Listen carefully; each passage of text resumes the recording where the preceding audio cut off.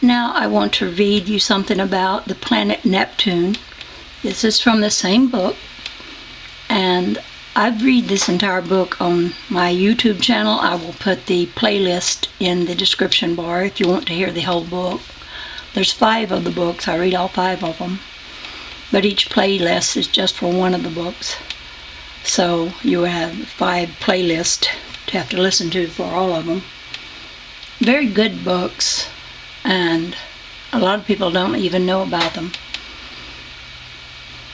Anyway, now we'll be listening to me read this part about Neptune,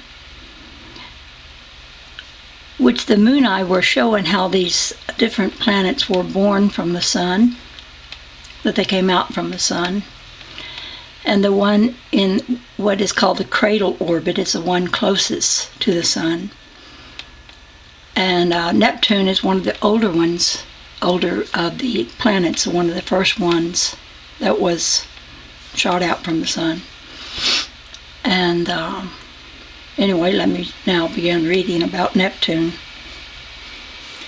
Neptune was now sufficiently cooled and its surface developed to a stage where it was able to support life. It was upon this planet, as it occupied this orbit, that the conditions for the support and nourishment of human life, which the Earth enjoys today, were brought to the stage where the human life element could attach itself to the select amoeba necessary for the support and manifestation of the human form.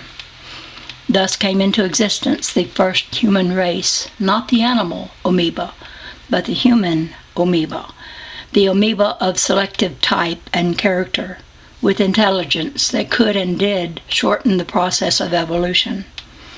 Upon this planet, conditions were perfect for selective human development, and this development came on at a rapid pace.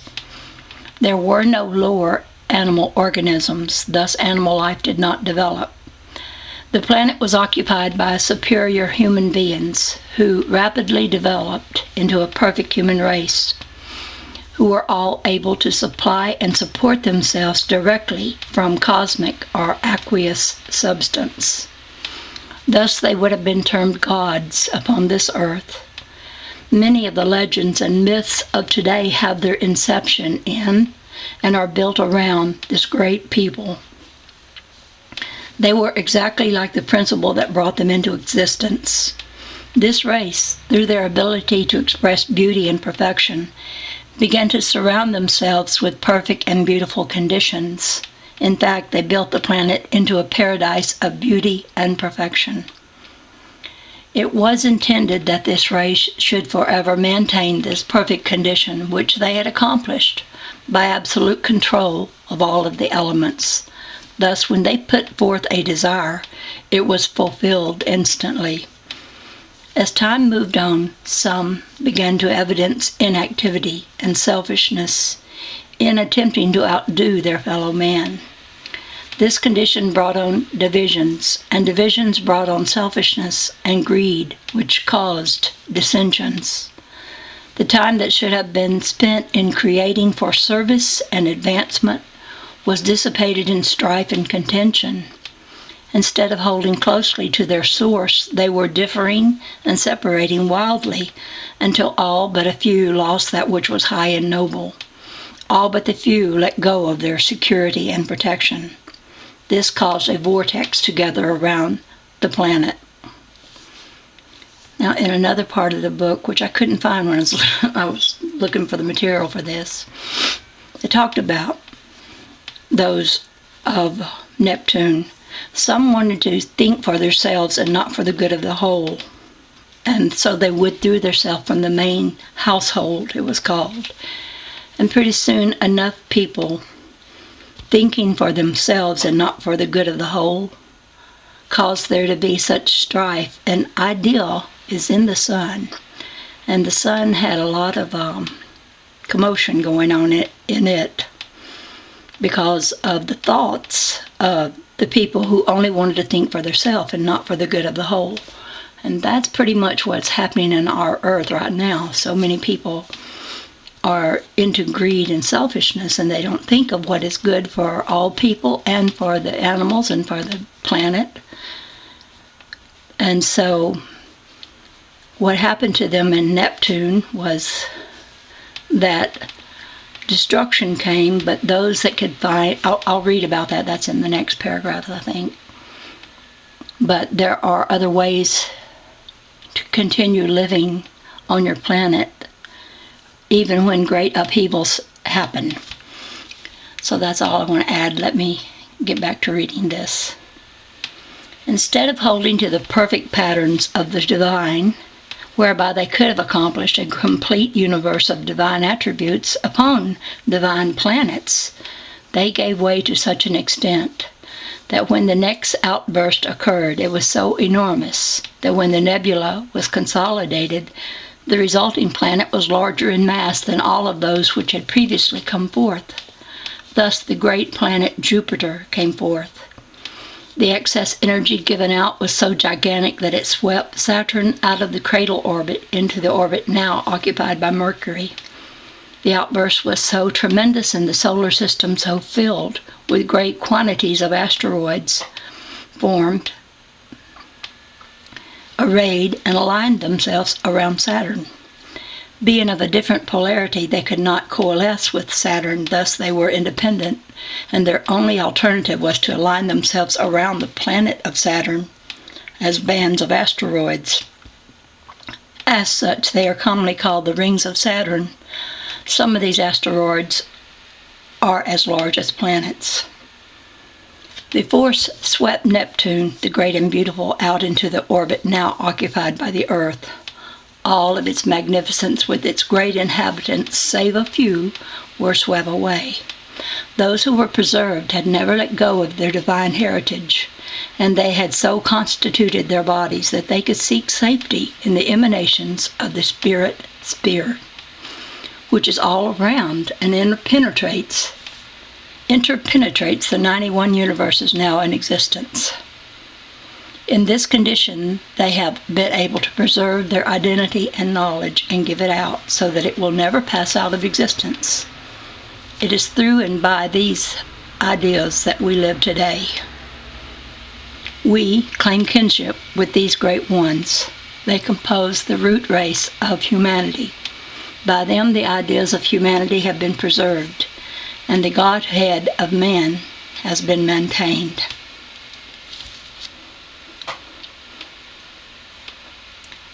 Now, this next talks about the Godhead of man. There is an invisible connection, like the thought or heart impulse, amplified billions of cycles, through which spiritual orders go forth, that controls all of the universe. All of the universes. There are many universes. These great throbbing impulses or heart throbs go out into the intelligence which pervades the aqueous that surrounds the cosmos, which is its spiritual counterpart. It is these gigantic heart throbs that send the life currents into every atom of the complete cosmos and keep them moving in perfect order and rhythm.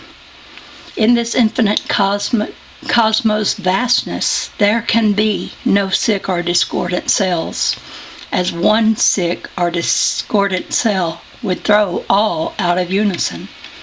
Then for a time, chaos would result. This also pertains to the human organism when disturbed by discordant thought. It was from this central control that the term Godhead was evolved. The heartbeat of the human unit corresponds to this heart throb, although in miniature. Man is from and is counterpart of the intelligence which has control of the whole aqueous source.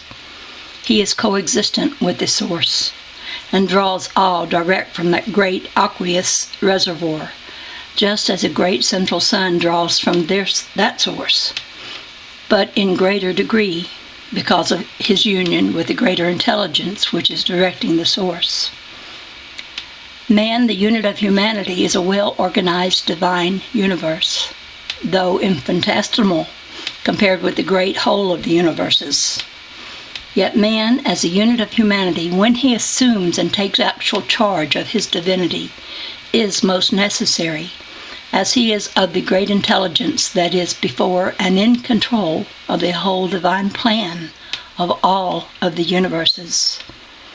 Thus, would all the universes be destroyed, man, in complete cooperation with primal intelligence, which interpenetrates and pervades all emanations of the aqueous, as well as down to the lowliest physical forms, starting with light emanation, could rebuild all of the universes.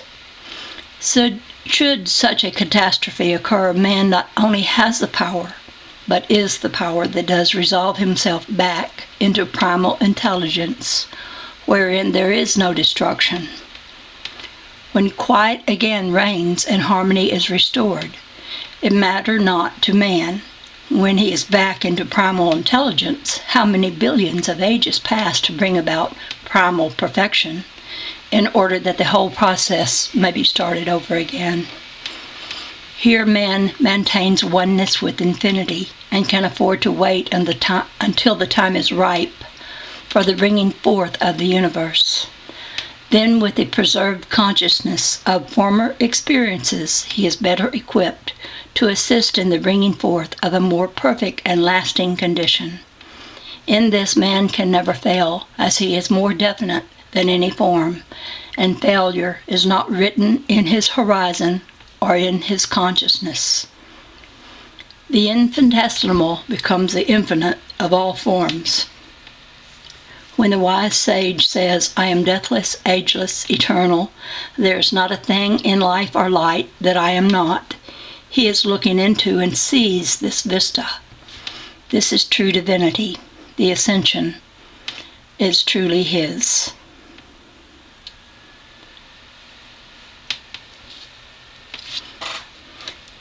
Now this next part will be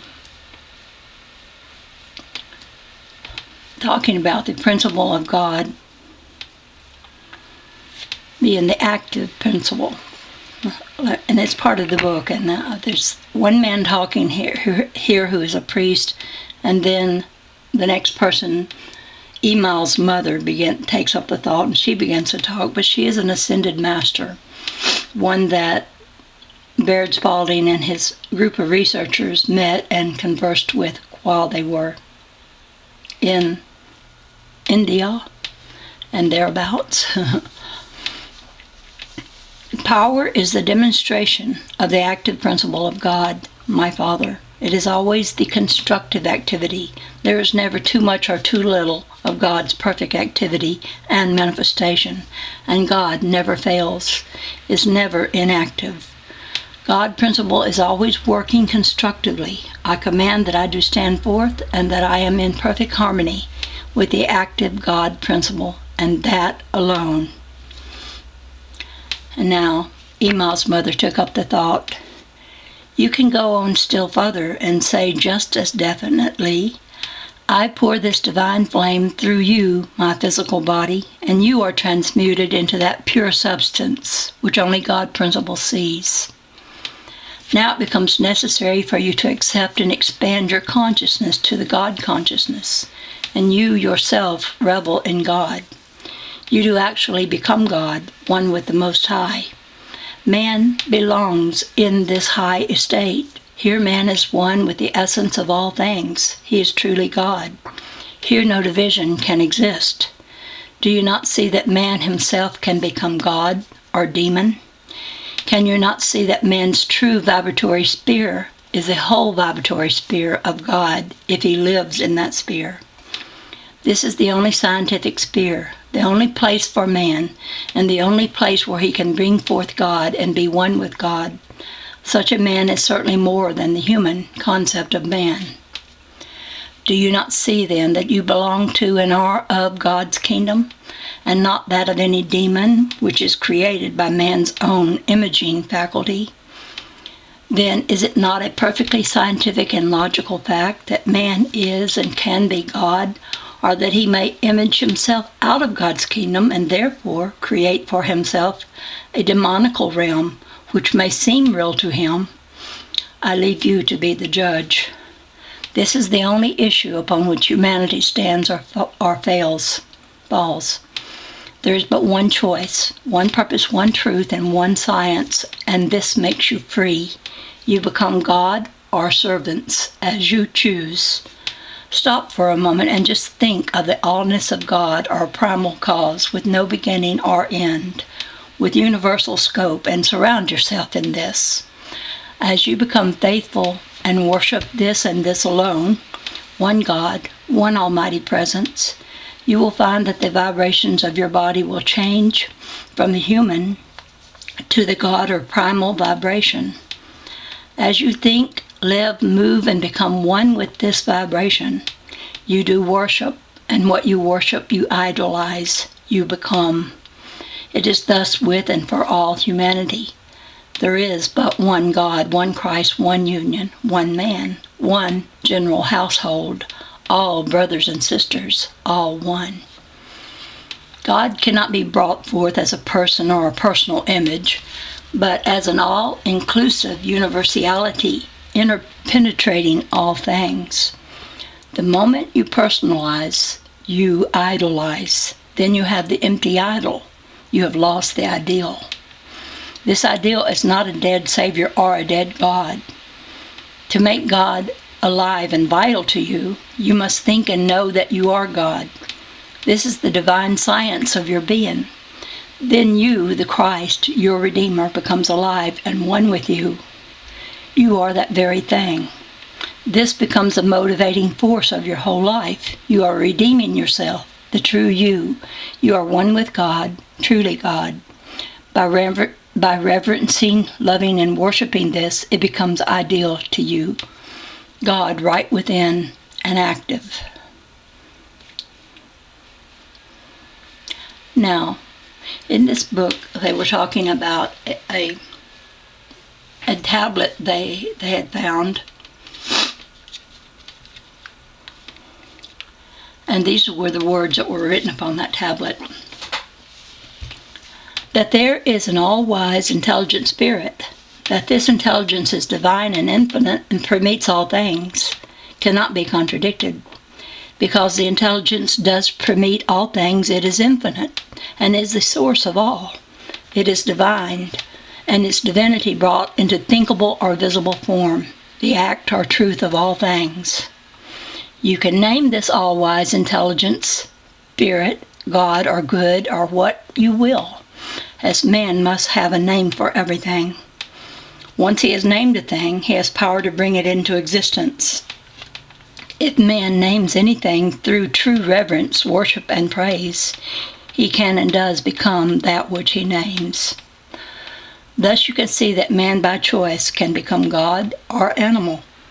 He becomes the ideal which he presents for himself to follow. With this line of thinking, it is simple to see that man is the only begotten Son of God, or the only begotten son of the animal. Thus, by choice, man can become evil or devil, if his eye beholds evil, or he becomes God, if his eye beholds God. In the formless state, the all-wise, intelligent spirit was silent and contemplative, yet the intelligence was there and saw itself as the producer as well as the spectator of all animate and inanimate things. In this silent state, the all-wise, intelligent spirit saw that there was no modification, and resolving to emanate or bring forth the universe, this intelligence formed a picture of what the universe should be. Having naught but the perfect picture or divine plan to follow, the universe willingly took the form directed by the intelligence. The divine ideal picture was expanded until it came into perfect visibility. This is the universe that we see today, that is going on with the perfect plan held forth for it to assume. This intelligence is and always has been the perceiver and director of its perfect divine ideal plan. This intelligence knew that it was necessary to bring forth animate form and endow it with all potentialities through which it could express fully. This is what is known as immortal man.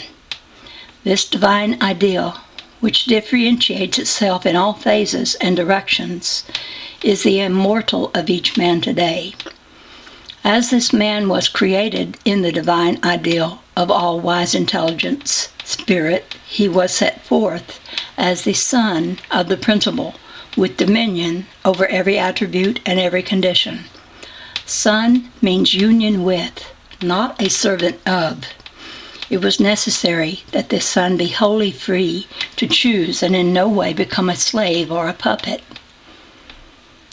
The immortal ideal must always include a portion or spark of the central fire of that which brought or projected it into existence. This projection was the first cell that finally became man's body and is the spark of life that always endures and never dies. This cell is, in name, the Christ. This cell, although divided and repeated many millions of times, retains the image of the divine spirit projected and implanted in it and cannot be perverted by man's thinking. Thus man is always divine. This cell projects its divinity into every cell created by the multiplication of itself, unless perverted by man's thinking. The collection of these cells finally assumes unto itself a container or cover, which is called the human body. The spirit or essence, still in unmodified form, has the intelligence to see all changes going on around it. By always standing in his high dominion, man is spirit and spirit is God. This higher self must be thought of, pondered over, worshipped, and blessed as being right within man. First, there must be faith that it is there. This brings forth the knowing that it does exist in man. Then the blessings and thanks given bring it into visibility. Man is that very thing itself. This is the way to the attainment of all knowledge. The brain at first seems to be the perceiver because it is the aggregation of the more delicate cells, and these cells first accept the vibrations and amplify them so that they may be perceived by man. Then they are selected and sent to all the other organs, and each, if held in divine order, goes to the very organ to which it belongs. Each organ and nerve center is the seat or special amplifying center for centralizing the real man. When they are harmonized and coordinated, man stands forth in all dominion and power. He has brought forth the Holy Ghost, the whole of the all-wise intelligent spirit, in creative action. This is soul and body brought to one focal center. No man ever accomplishes anything until he consciously or unconsciously brings every faculty to this one center. This is the place of power, the Christ within man, the place where man stands supreme.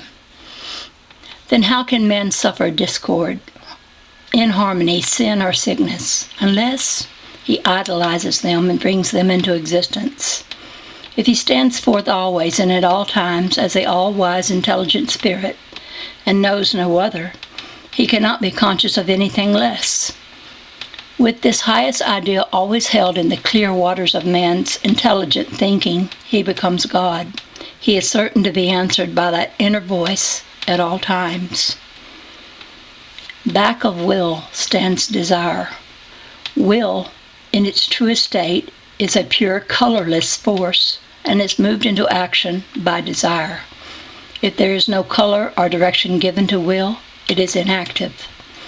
Place the desire in harmony with the will force, and it will spring into action immediately and call legions to carry out its commands, the only requirement being that the commands are in divine order. There are myriads of worlds. There is but one thought out of which they grew. Its law is order which cannot swerve. Its creatures are free to choose. Only they can create disorder, which in itself is pain and woe, hate and fear.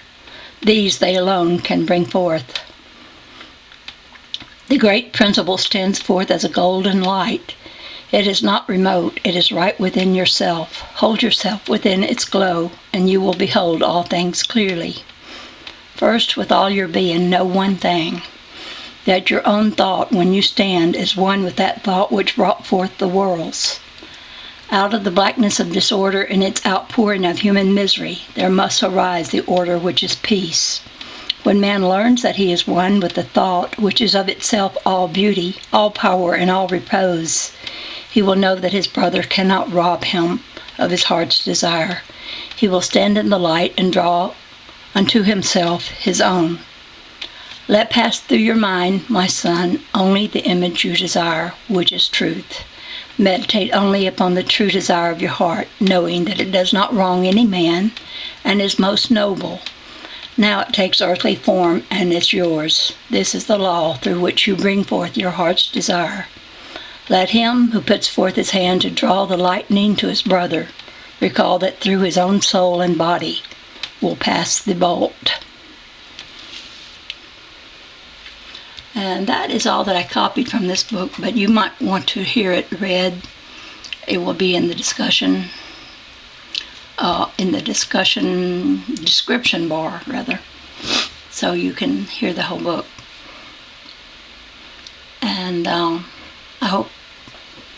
hope that you've enjoyed this. And this is the Dove Lady, over and out for now.